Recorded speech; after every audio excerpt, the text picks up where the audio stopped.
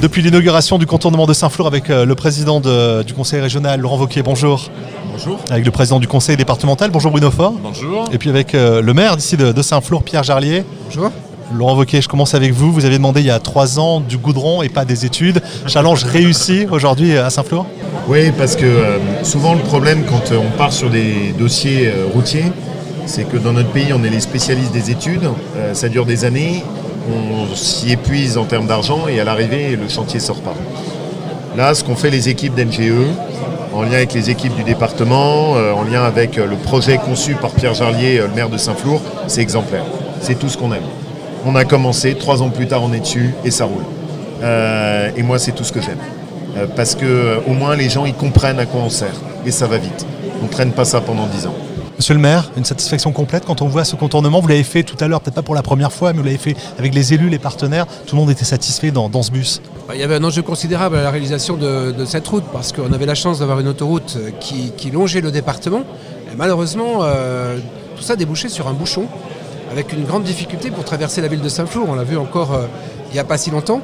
Et donc, il y avait des enjeux qui étaient des enjeux, bien sûr, d'aménagement du territoire, d'ouverture du Cantal sur cette autoroute A75. Et surtout des enjeux de sécurité, parce que bien entendu, malheureusement, la circulation était saturée et on a eu de très nombreux accidents, notamment avec la circulation des poids lourds qui pose un vrai problème pour les résidents. Monsieur Faure, président du conseil départemental, comment on fait pour aller si vite sur un projet d'envergure comme celui-là?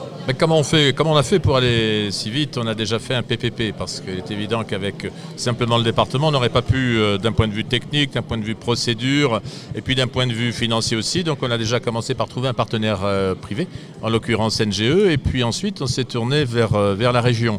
Et je dois dire qu'on a eu la chance effectivement d'avoir un président de région, Laurent Wauquiez, qui est très réceptif à notre demande et puis qui est intervenu lourdement puisqu'il a validé le fait de financer 50% effectivement de cette réalisation, ce qui nous a considérablement simplifié les choses et surtout ce qui l'a rendu possible.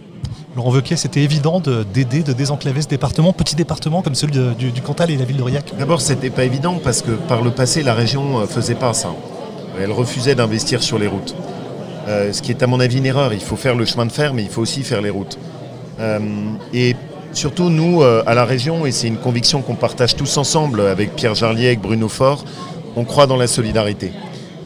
Il faut donner plus à des territoires qui ont besoin d'aménagement du territoire.